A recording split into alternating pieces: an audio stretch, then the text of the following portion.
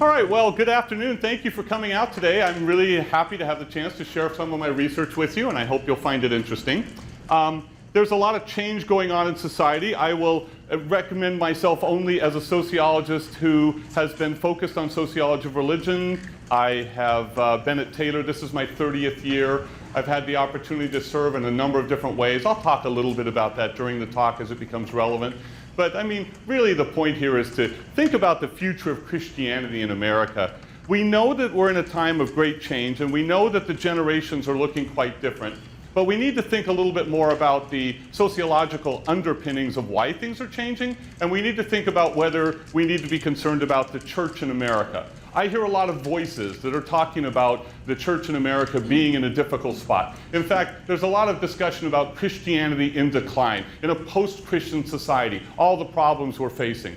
Now, what I want to do is I want to focus us in on the issue of the nones. This would refer to the people who they don't affiliate anymore with any kind of religion or anything else. They get asked in the survey, do you consider yourself Protestant, Catholic, Jewish, Muslim, other, or none? And they say, none of those. I'm nothing. I don't want to be affiliated with any of those. And the problem is, as that has increased, the percent who say that, we've become more concerned in Christian circles about what that might mean for the future of the church. So I would say that this begins really in 2012 in terms of large public discussions with a report that was prepared and made available by the Pew Research Foundation. They do excellent work at what they do. And they had a report out in 2012 that said the percent of people who are saying they are nones is on the rise. They weren't actually the first people to point this out, but this became the hallmark of the big public discussion. And many researchers, many think tanks have kept us in tune with this. In fact, pointing out even up to Pew even last year, telling us that now it's 30% of the population of the United States, population of adults, who now say they are none of the above. They're disaffiliating. And if you look at it graphically from that report, you get a sense that this is actually a big change. There's, in the 14 years they have on this chart, they go from 78% who identify as Christian in 2007 to 63% in 2021, whereas the percent saying no religion has gone from 16% to 29%. Now, it wouldn't be surprising if people got concerned about this. They looked at this and they said, oh no, people are moving away from the church. But it's exacerbated by the fact that it's very generational. From that same report, you can see the 4 generations that they were looking at and how those 4 generations have very different percentages that identify themselves as being disaffiliated from the church. 10% of the silent generation. Now those are people who are basically in their mid-70s and older now. And then the baby boomers, I am one of which, and then the Generation X and the millennials. And you can see the large increase in the percent who indicate that they are, in fact, disaffiliated from being Christian. So what does this mean? The young generations are turning away from the church, I'm hearing. The young generations are secular. They're moving away from everything that matters in the Christian world. Well, let's put that to the test today. There are some things I want to look at with data I've collected to help us figure out what is going on and what it might really mean for the future of the church. The real question I want to drive at here is it really secularization? Are these people who are disaffiliating from the church, are they really becoming secular? So let's take a quick time out and let me point out that there are a lot of debated issues about this. This is not a single strain of research that has shown one finding. What we really have going on here is a debate in the literature. In the public discussion, it's the end of the church and we should all freak out. In the debate amongst the academics, it's not so much an alarmist moment. For example, in this recent article in the Interdisciplinary Journal of Research on Religion, and this came out just a couple of months ago, it really is asking, are we sure that the nones, these non-affiliated people, that they're really not spiritual? After all, they also will not say they're atheists or agnostics. They don't like those labels either. And notable proportions of them are actually reporting spiritual behaviors, beliefs, and identities that look a lot like being Christians. So if we look at one of the tables out of the many tables in this article, and I highlight just a couple of things, we're not surprised to find that the Christians are indicating 99% of them that they believe in God. We're not surprised by this. But the disaffiliated, 84% believe in God. This doesn't sound like I'm walking away from religion. I'm just going to be totally secular.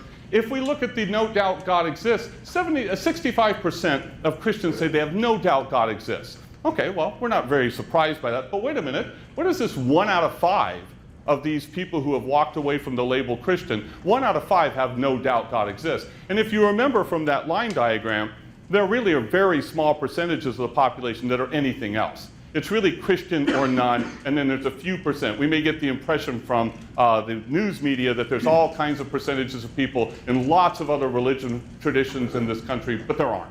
Okay, so this dichotomy between, oh look, they're secular, they're walking away from the Christian identity, and then seeing that in fact they're not affiliated in a lot of different tables and from a lot of different sources in this article, they seem to demonstrate that in fact they're still spiritual, most of them. There are many reasons why they're leaving the Christian label, and we should be a little cautious about assuming it's secularization. Even so, I am going to move forward in this presentation assuming that we're trying to deal with this issue of what is causing this disaffiliation and is it possibly secularization. I want to test that particular proposition. Now, there are two main causes, I would argue, for why the younger generations are demonstrating this behavior and many others. They're demonstrating different political behavior. They're demonstrating different religious behavior. The younger generations are fundamentally different than the older generations in the United States right now, and it's not just the generation gap like we're used to seeing. There are a couple of very profound things happening. One of them is what we will call late modernity. Now let's back up a second and let's visit a very well-loved view of secularization. Before I go on to talk about late moderns and go on to talk about emerging adults, I need to point out that I can't do justice to them. I've got 40 minutes or so, I'm zooming. I'm just going to tell you, if you want to know more about what I mean by the late moderns and you want to know more about the emerging adults, I have roughly half-hour videos about both of that. These were built when I did a presentation in 2020, a day-long set of meetings for the Engaging Teaching Today conference, and we were trying to figure out if the younger generations are so different, how do we older faculty teach them? We don't understand their reality. So there's a lot more information if you want to. I'm going to just breeze past these things a lot faster today. But let's go on. The secularization thesis is a long-standing debate in the sociology of religion. And it argues that when modern societies developed, that we have a circumstance where the plausibility and need for religion declined. We don't need a God to explain to us why the lightning strikes. We don't need these old religious superstitions. We're rational scientific beings. So goes the logic. It kind of ignores the whole fact that we do have spiritual questions and there are deep meaning questions that science can't answer. But this was a common argument. Engelhardt, in a recent book, this is within the last couple of years, argues this same kind of thing and makes an argument that basically countries that become what sociologists would mean by modern societies, and I'll explain that in a bit, they become more disaffiliated from all the different kinds of religions. And so these folks are having a great day. Engelhardt is busy saying, see, it just took a little longer in the United States. But this doesn't really work, because the whole argument was always that the US didn't secularize. Let's say industrialization started in this country around 1900. Pick your magic day if you don't like that one. Around 1900. Why didn't we start disaffiliating from religion then? Because in Europe, they started disaffiliating from religion at the Industrial Revolution. And so they're saying, well, Europe has this pattern, and the United States doesn't, and so the secularization thesis runs into a bump in the road trying to explain what's going on. So I'd like to argue that this advent of modernity that basically says that we have society types. For example, we have hunting and gathering societies, we have horticultural societies and agrarian, and then there's this massive transformation in society types to what is now the modern nation state. We have modern capitalism, we have modern political democracy systems, we have different kinds of educations, the structure of the family changed. Modern nations are very different, and so we talk about being moderns. We're based more on scientific reasoning. That's when it's supposed to happen, and it did in Europe, but not in the US. By the way, if you want to get into that debate, there are endless books and articles that will tell you all about it. It's because the churches were state churches in Europe, but not here. And it's about religious economies, and whew, lots of stuff. My point is just that it didn't happen here when the secularization theory says it should. Instead, it happened when we became a late modern society. This is where the other video can tell you a lot about what I mean by a late modern society. I'm just going to sum it up very simply this way. We grow up in a place and a time. And in that place and a time, we learn a certain paradigm for the nature of reality. For those of us who grew up, like me, born in 1961, I grew up in an industrial society. The United States was an industrial society at that time. And very much I grew up in a time when the paradigm we made for how politics works, how organizations work, how schools work, how everything works is the industrial machine. You get a steam turbine spinning, it spins a shaft, it spins a cog, the cog spins another cog. It's linear, power flows through an organized, structured mechanism in a linear way. And that's how I learned that's how I learned what an atom is supposed to be like. An atom, and of course that's utterly wrong to anybody who's in physics now. We all realize that the atom is not just a simple set of little pieces that just kind of all run together like a machine. And that's how we thought of organizations. So organizations are hierarchical, and we all understand power flows like through the cogs. I'm a cog in the machine. It flows from the people with power at the top down.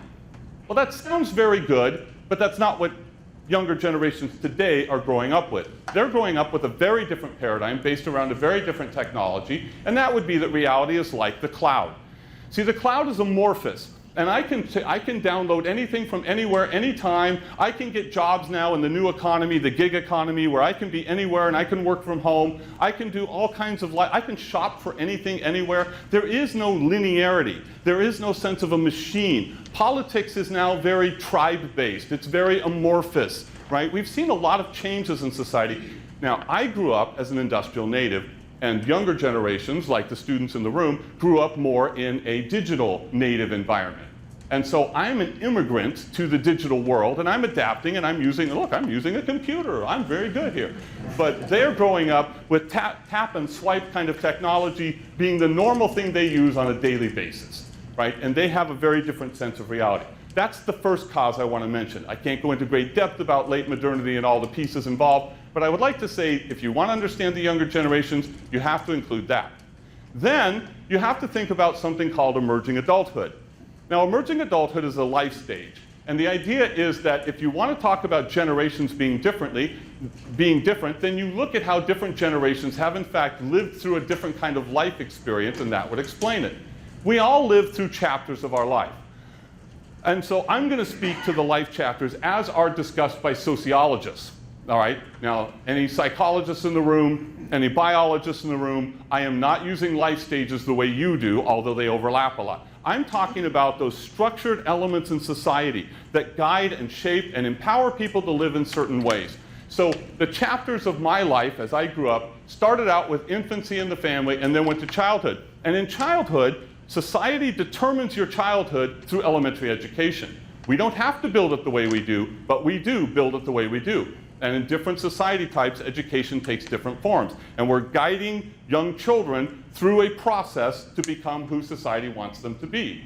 And then you go into adolescence. And I don't mean puberty, and I don't mean adolescence like a psychologist would. I mean you go into secondary education, middle school and high school. And it used to be so great. I was part of Mrs. Smith's class in elementary school, and nobody could disown me. Now I have a locker.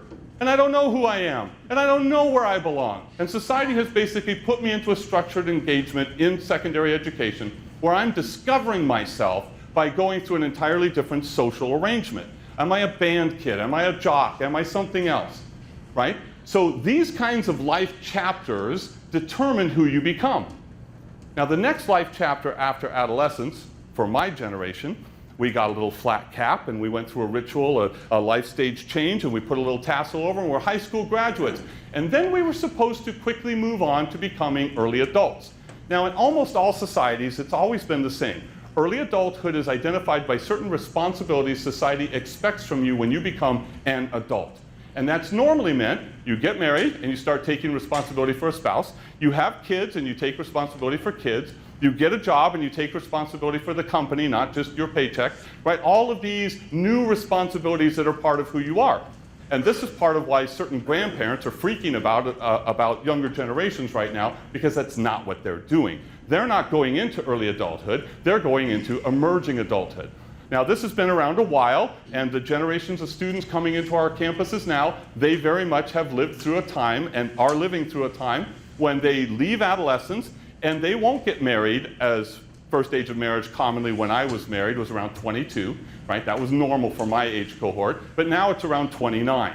And they're putting off marriage for 7, 8, 9, 10 years. They're not responsible for a spouse. They're not responsible for children. They're putting that off. Now there's a lot of variation in this. Taylor students tend to get married a little earlier than the general population, have kids a little earlier. But the general trend is still true, that the younger generations are living a new life stage where it's not like adolescence where you were in secondary education trying to figure out what you are. Instead, you're basically having the freedoms of adulthood without the traditional responsibilities of adulthood. And you're going through a separate stage to discover who you are, who you want to be, how you want to live your life. Now, as Denton and Foley argue in the book Back Pocket God, that basically this is a time when they identify adulthood, and of course they don't really see it as adulthood, it's adulting, right? Adulthood is something that will happen to them later. But they identify this time primarily as a time of personal responsibility. Self-reliance is the criteria for being an adult to emerging adults. Not responsibility for a spouse, responsibility for kids, responsibility for the company. It's not external responsibilities, it's just personal responsibility. And you shouldn't be putting all those expectations on me. I don't want those traditional responsibilities. Don't expect me to care about your company. Don't expect me to care about your political party. Don't expect me to care about your denomination. I'm living my life, and as long as I'm basically taking care of myself and I make it to work, I'm an adult in terms of emerging adulthood. Now, I would argue that those two things, late modern identity and emerging adult, are one thing. I would argue that they're really one experience in terms of practical reality, because they both happened to the same people.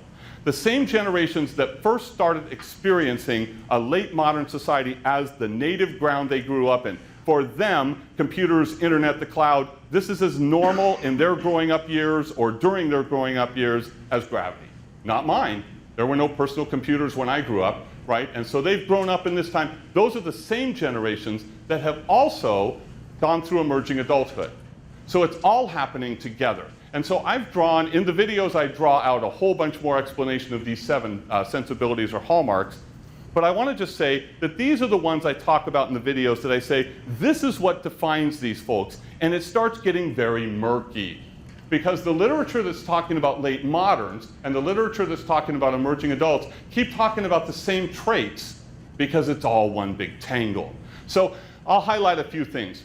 They still care about civil rights identity, civil rights individualism, but they've become more concerned about self-expressive individual, a little bit more about who am I uniquely, and they're not as worried about civil right individualism. Their multi-directional logic is the cloud thinking, their logic of how reality hangs together. I'm not talking about reasoning and syllogistic logic. I'm talking about their logic of how the world works. And the logic for boomers was more a matter of this linear machine logic.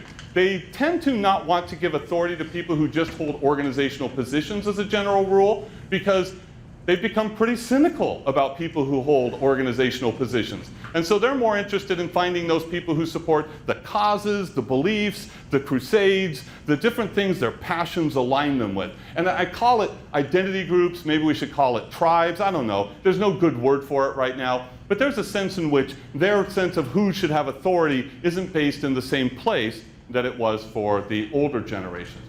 Now, when I say they have tentative truth claims, this is where I run into some problems. And some people pass out, and they need to have emergency medical attention because they're like, oh no, it's postmodernism, and we're all going to die, it's the end of the church.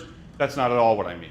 I'm never going to use the word postmodern again in this, because that's not what I'm talking about. There's a place for that. There are certain places in academia and certain fields of study that's a really good thing. What I mean here is they're tentative about our grasp of ultimate truth, not they're tentative if there is ultimate truth. The 18,000 students that I studied, they believe there's a God, and they believe that there are true doctrinal and dogmatic things out there. They're just not so sure you and I know what they are, and they're really sure they don't know what they are.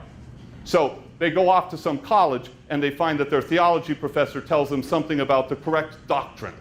Right? Well, I went to a college like that, and I heard about the right doctrine, and that was it. But they go on YouTube, which didn't exist for me, and they find other people with just as valid credentials, just as many degrees, just as many publications, who are just as devout, have dedicated their life to Christ, and they teach a different doctrine.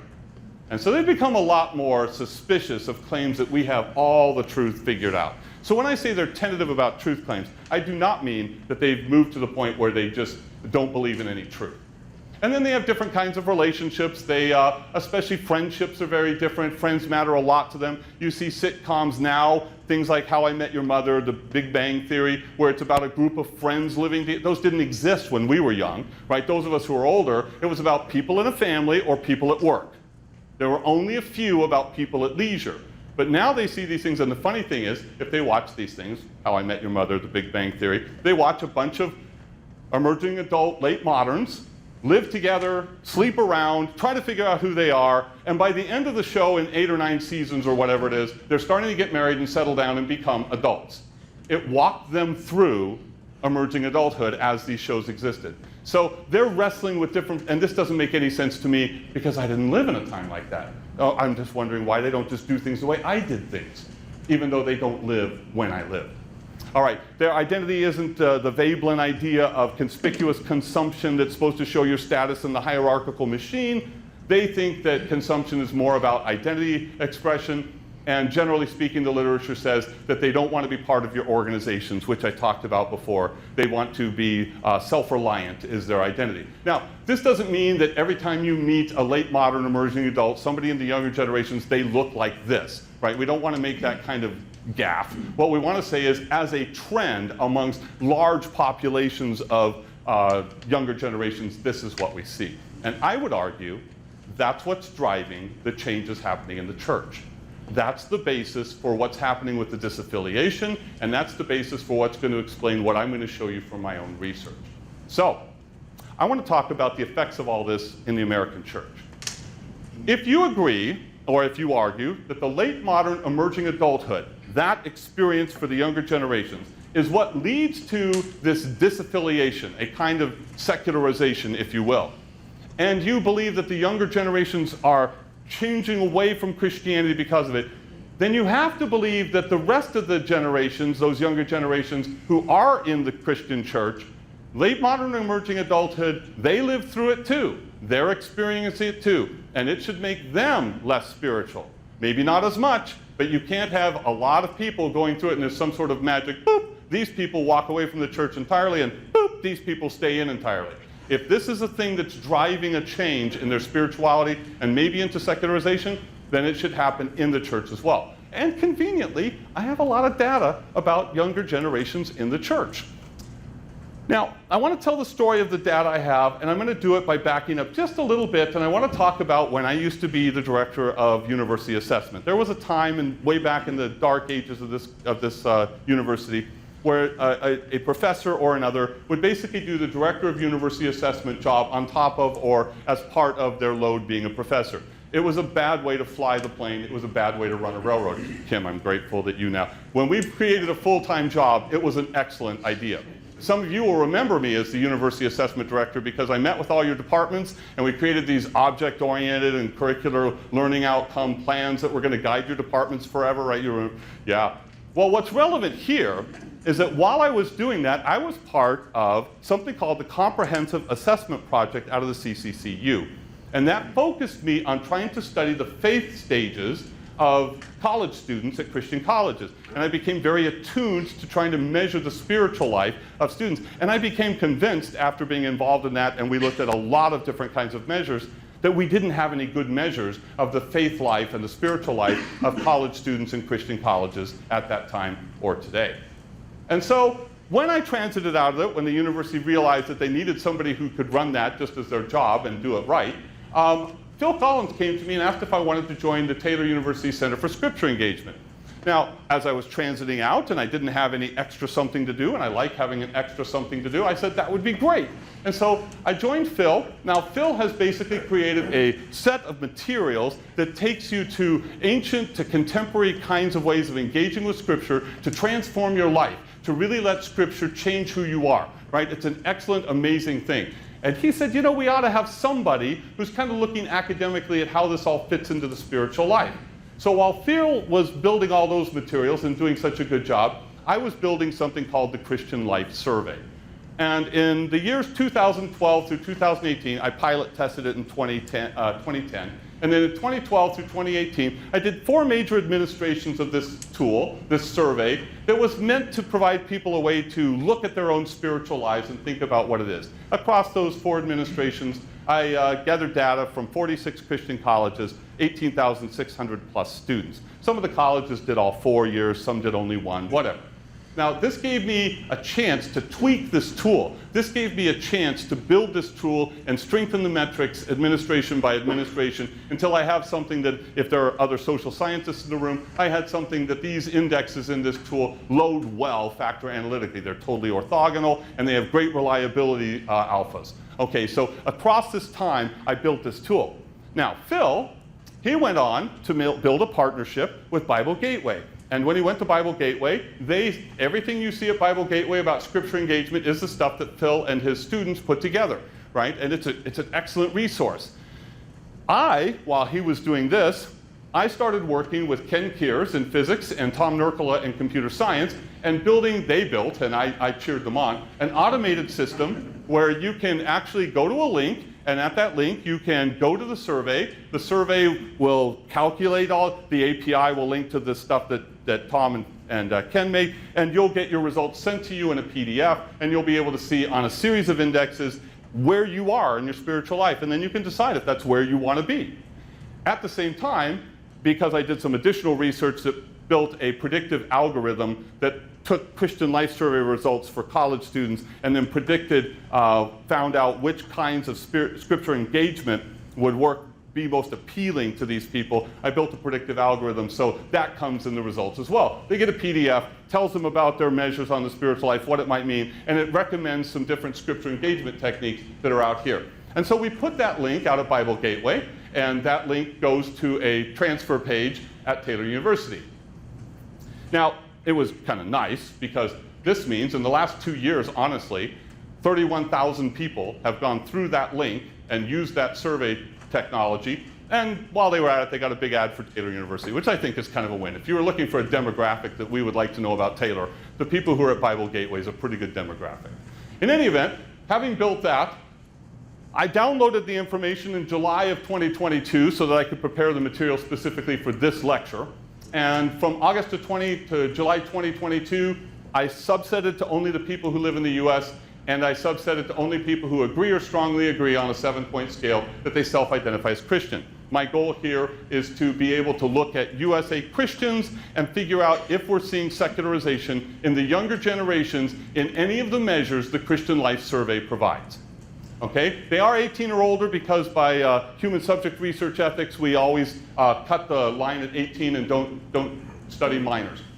Let me note, this is not a representative sample of the US. Don't get this confused. This is a study of people who are at Bible Gateway, thousands of people who are, I would argue, serious about their spirituality, who chose to take a survey that gives them some sense of who they are spiritually. So I have then 13,321 cases that I'm working with in this research. These are not the 18,000 college students.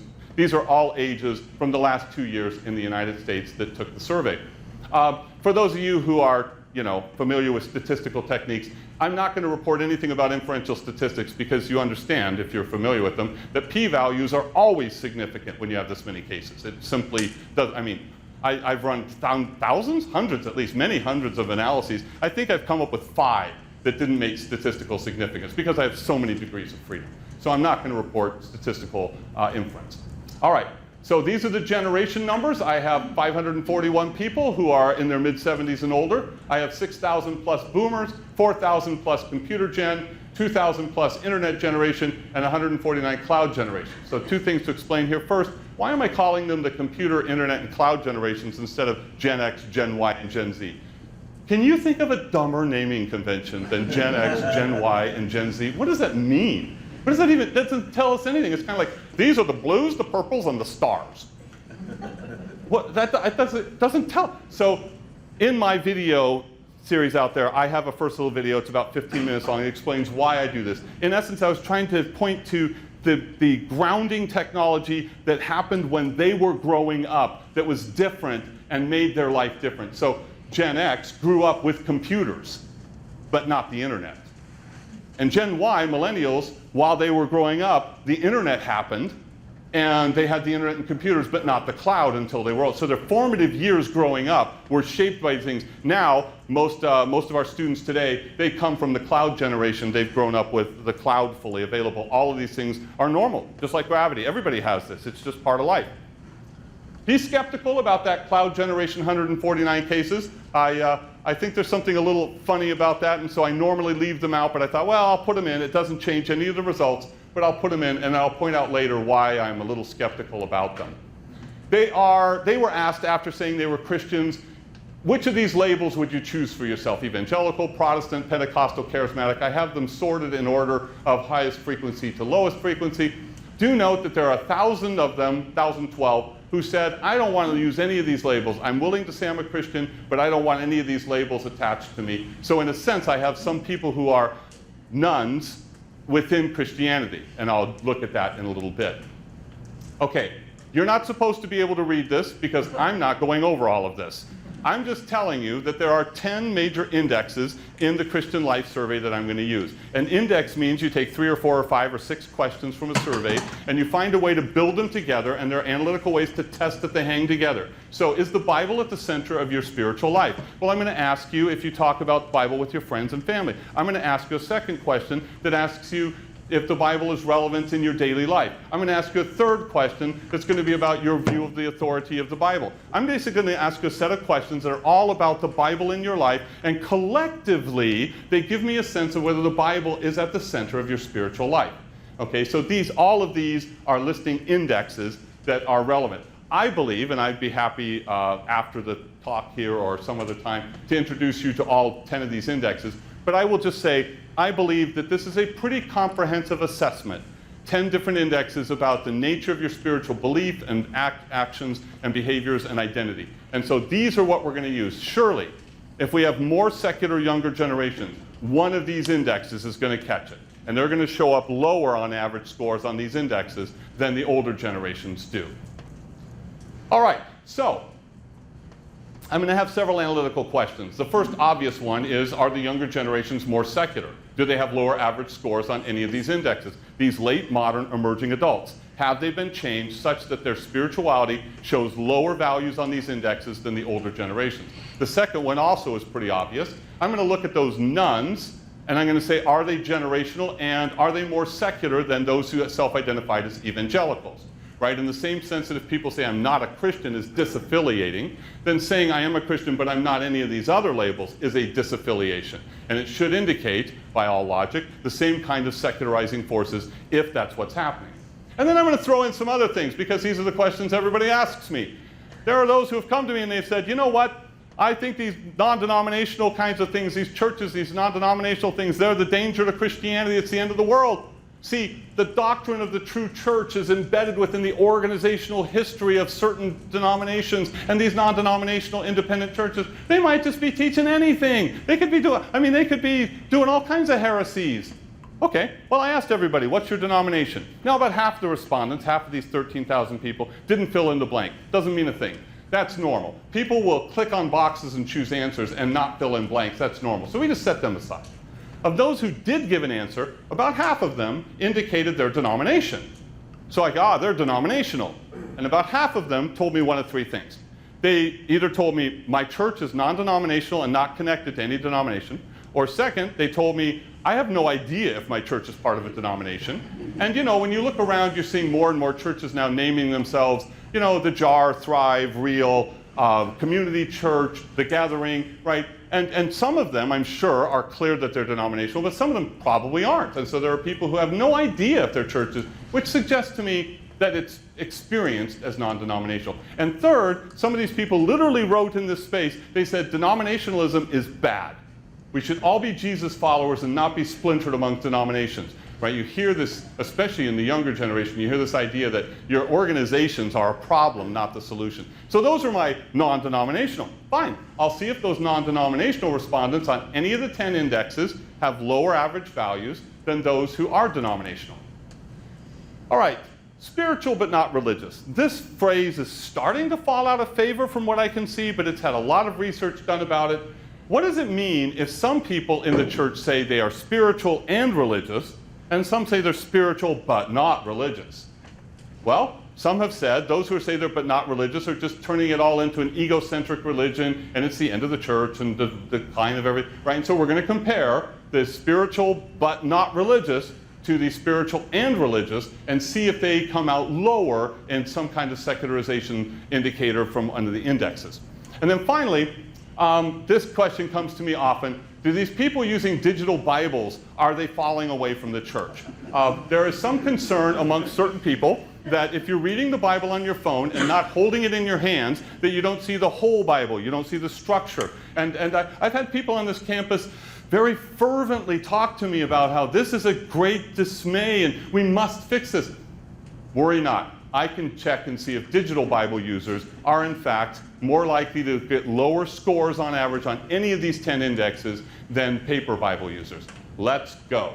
All right, are younger generations of Christians more secular? No, they are not.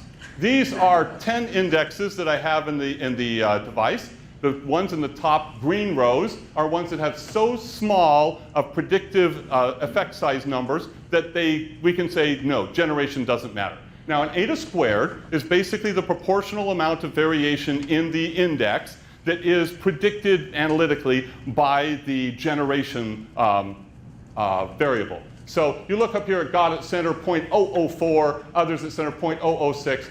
By convention, using Jacob Cohen, kind of the grandfather of most of these statistics, he argued that we could start at 0.01 and say that's a weak effect. Although he said, if you could visually see a 0.01 difference, you have an average for one group and an average for another group, 0.01 is probably not visible to the naked eye. It's that small of a difference. So that's a very weak effect. And then he said, you know, around 0.06, we start getting moderate effects and we start paying attention. Well, we do have 5 that have 0.04, 0.02, 0.04, 0.04, 0.04. So we would say, well, it crosses the first boundary and there's something here. Let's think about what this tells us. Well, let's look at this. Okay. Anybody who does visualization classes, you're throwing up a little in your mouth right now. Look, I know line graphs are not the right way to do this, but I would need so many box plots to get the amount of information I have in this chart. So just bear with me. So along the bottom, I have each of the 10 indexes. And then I have a line for each of the 5 generations.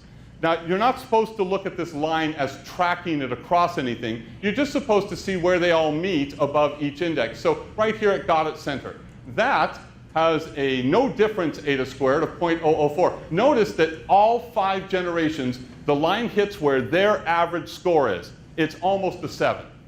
All right. They're answering on a 7-point scale. 7 means I strongly agree with the question. We have 4 questions about whether God is at the center of your life. To get a 7, you'd have to say strongly agree, strongly agree, strongly agree, strongly agree. They are all at like 6.8.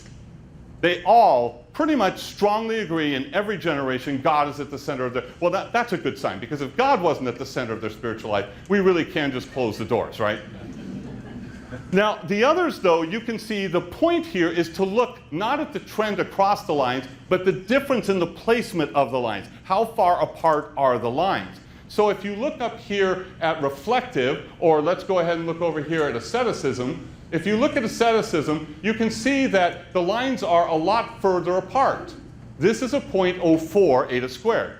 Now, what this means is that for the dark blue, the silent generation, they ended up at about a 5. Which is slightly agree on average with all the questions. For asceticism, this is a set of questions that are asking basically if you make self-sacrifices in your own life for spiritual gain, right? If you give up time and give up money and give up things ascetically for your spiritual growth. Okay, so you can see that they fall in the order of the generations, the silent at the top, and then the boomers, and then computer, internet, and cloud.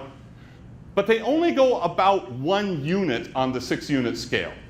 So the top one is at about slightly agree on average, and the bottom one is just below neither agree nor disagree on average. They're ambivalent. This is not a lot of difference. Nobody's down here in the disagree range. Nobody's saying, I don't believe any of this. All of the generations trend down when they come to asceticism, and connectiveness, and service, and evangelism, especially evangelism. right? And so this is what a small effect size looks like. Remember the spacing of those lines, because now we're just going to look at a whole series of charts like this, and we're going to find out if we find evidence of secularization for the different kinds of the nuns, the non-denominational, and so forth, using this same kind of image. Are the nuns more secular than the evangelicals? I've already explained who the nuns are here within Christianity. It's definitely generational. It's absolutely generational. The younger generations are far more likely, half of each younger generation basically say that they are not affiliating with any of these other labels, thank you very much. We don't want to have all your labels put on us. But do the nuns demonstrate lower average scores on any of the 10 indexes? They do not. There is no difference between the nuns, the evangelicals, and the mainlines here. There's nothing here to support the idea that people saying I disaffiliate from these labels, and I would go so far as to say this probably tells us something about at least some of those people who are disaffiliating from the Christian label as well. They're spiritually engaged with God, they're Christian as far as most of us would mean it, but they don't like what Christian maybe has come to mean in society, or some other reason they've disaffiliated, but it doesn't mean they're all becoming secular. There's no evidence here that the nuns are more secular. Well, what about, No? Yes. Okay, what about non-denominational? Also generational, not as strong of an effect, but clearly there's a generational difference in saying you're non-denominational.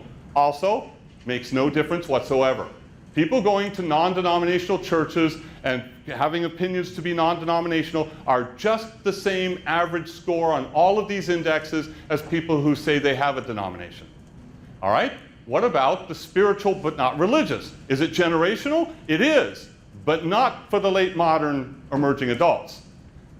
First we have spiritual but religious. All right, what I've done here is I basically put people, I asked them if they would call themselves religious, and I collapsed it into two categories, and spiritual, and I collapsed it into two categories, and about 40% of the people say they're spiritual but not religious, and about 60% of the people say they're spiritual and religious. And it's generational. It's the boomers and the Xers who are into this. It's not really the late modern emerging adults per se. And it doesn't matter anyway. So when there was a big push about spiritual but not religious, there were a lot of books that came out that said, oh, the spiritual, I could lend you 3 or 4. They said, oh, spiritual but not religious. These are people who are exploring religion in their own unique individual way. They're moving away from No, they're not. Not amongst the Christians, at least. Amongst the Christians who adopt this phrase, whatever it means to them in terms of identity or labeling, it doesn't mean anything in terms of how they live their spiritual life. Again, no reason here to start freaking out, start deciding it's the end of the church in America as we know it. And of course, the digital Bible, the end of all of our days. I shouldn't be mocking. I know it may be some of you in the room who feel very strongly about this. I'll give you a spoiler alert. It doesn't matter, okay? If you look at the generations, and here's where I'm also going to point out that there's something weird about this 149 cloud generations people. The dark blue bar indicates that they always use paper. The orange bar for the group indicates they usually use paper Bibles, sometimes digital. The gray bar is about half and half. The gold bar is usually digital, sometimes paper. And the light blue at the far right for each group is always digital. There's some small differences between the first 4 generations, right? The silent, the boomer, the computer, the internet. There's some small, but look, those are pretty much the same pattern. These people are a little more likely to end up saying that they use paper all the time than the others. But, you know, these are really close. This is not really generational. And then there's these folks. Okay, look. I don't really believe that there's a bunch of, 18, 19, 20-year-olds, because I don't have very many of these, partly because the cohort only starts at 2001. I can only take people 18 and older. All the others of these groups, I catch people in a range that's anywhere from like 15 to 20 years. Well, I only have 3 or 4 years of birth cohorts I can catch in the cloud. But I also think it's small because they don't spend a lot of time at Bible Gateway doing whatever. So I think what I've got here is somebody, and if it's one of you, you need to fess up, in their Bible class, assign their students to go do this, and they use paper Bibles all the time in the classroom. I don't think those 149 people look like most Gen Zers. In any event, it's not generational, and it doesn't matter. This is good news, by the way. In case you missed the point, all of these concerns about the end of the church in America, if you focus in on Christians who live in the United States, you find that there is simply no evidence that these folks give us that the younger generations are more secular. Nope, they're just as devout. The nuns are just as devout. The denominational and non-denominational, same difference. Those who are spiritual but not religious, just as devout. Those who use Bibles that are digital, just as devout. It's good news, folks. We don't need to lose our minds. All right, now, are there probably some people disaffiliating in the larger society we need to consider in the church? Yes. But if we're going to draw conclusions from this, first, it's not secularization. That is not the thing that we need to be worried about here. What we need to focus on is that the church needs to adapt to late modern emerging adults. They are the future of the church, and they will change the church when they take over. So right now, we have, if you'll forgive me for saying so, a lot of 60-something and 70-something and 80-something old bald white guys running the organizational church who love the industrial church. And they're going to have to realize that the younger generations are not going to join them on that journey. They're going to want generally something that you remember, some of you remember, the battles over guitars in church. Man, there was almost blood spilled, except that would have meant changing the carpet, and we could never agree on a color. So I would actually argue that it's even possible, though I can't test it, that those who are disaffiliating at the larger level nationally are also doing it because, some of them at least, because the church is out of alignment with today's reality. The generations growing up in late modern emerging adulthood are looking for a church that brings the truth of Christ to them in the world they live in, not the world that we grew up in who are older. So, in essence, we need to take into account, if you don't like my list, find your own, you need to take into account these kinds of realities. Notice nothing here is heretical. Nothing in this list is evil. Having a multi-directional logic does not mean you're against the Bible. Having disengagement from organizations is not, in fact, heretical to the church. Right? The church is the body of believers. It's the bride. And it doesn't have to look like the industrial organized version. So none of these should be worrying us, but we should figure out, as the church always has had to, we should figure out what is the biblical truth and how do we adapt it today. We've done this historically. The agrarian church did not look like the industrial church. We've done this internationally. Paul goes off on a missionary journey, and he starts talking to people in Greece, and he starts trying to talk to them in their own philosopher's language about what the truth of Christ means. He didn't say, you all must become like us Jews, and you must get circumcised. Oh, no, that's exactly opposite of what Christ said. So we've always been adapting the truth into new social contexts. We need to embrace the late modern emerging adults and figure out how to build a church for the future, because they are going to do that. We just need to get out of their way or join them in the process. So I would say the future of the church in America is actually in very good solid ground, and we have very little to worry about, but we have a lot of work to do. So thanks for coming.